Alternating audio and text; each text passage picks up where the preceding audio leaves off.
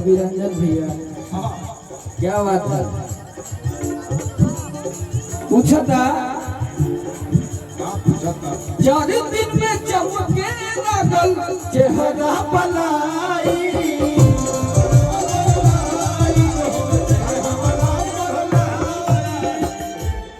बतावा तारी कीचड़ में सैया के नहाई जलाई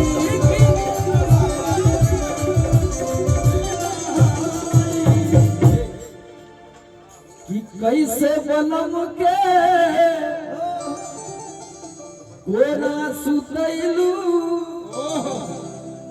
आवा बाबू अगुलमिया चादर ओढ़ैलू भटार सगिया काटैलू भटार सगिया काटैलू भाई हमसे कब ससुरा गैलू कै बजे दिया बुझैलू भटार सगिया काटैलू भटार सगिया काटैलू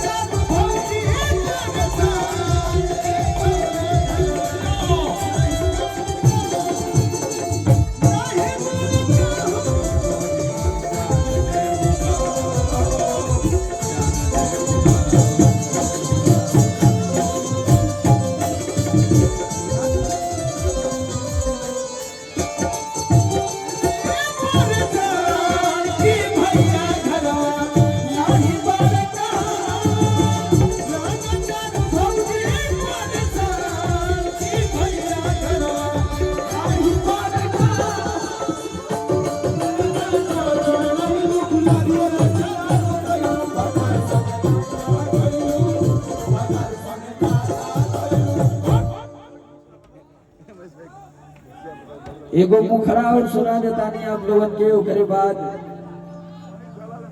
रवि रंजन भैया उहार कि जाके पार देसवा नहीं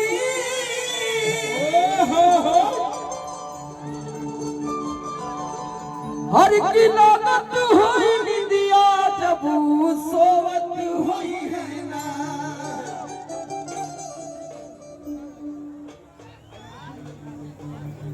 वाह प्रिया सुहानी जी एक्टिव लगती बहुत ज्यादा कि बलम मोर कोरा के सुतवैया कि रात भर रोवाट हुई है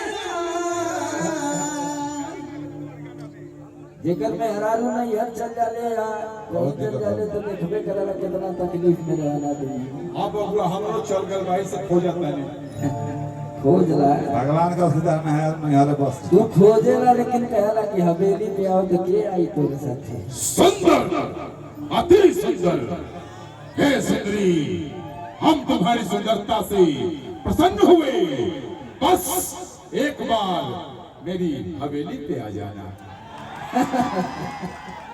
हवेली में तुम्हारा कल्याण कर देंगे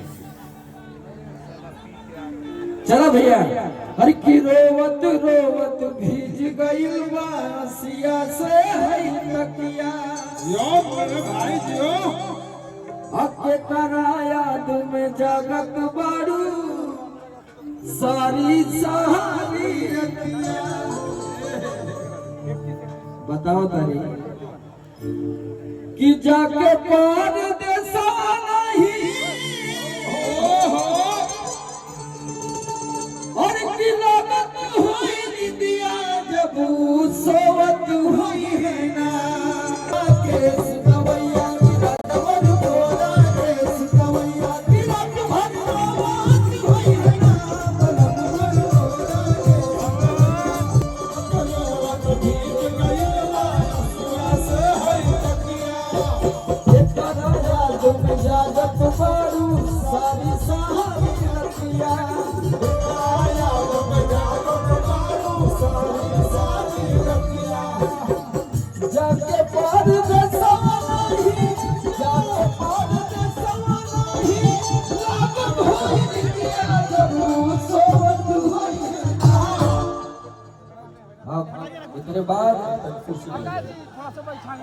रवि रंजन भैया और हमारे प्यारे भाई टुनटुन यादव जी भी आ चुके हैं।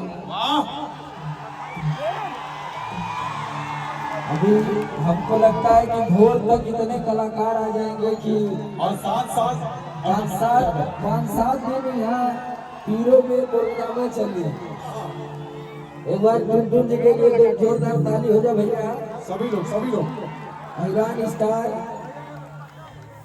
वाह चला कि पलंग मोर तोरा के सुतवैया की रात मोर तोरा के सुतवैया की रात भर जावत होइया पलंग मोर तोरा के सुतवैया की रात भर जावत होइया पलंग मोर तोरा के सुतवैया।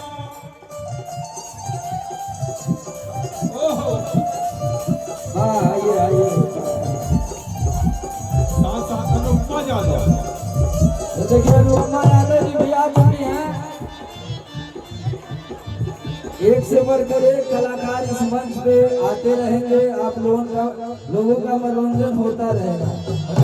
अनुपमा यादव ने एक बार जोरदार तालियां सभी लोग।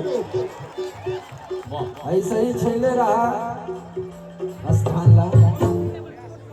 बहुत बहुत धन्यवाद। आप सब लोगों को प्यार मिला।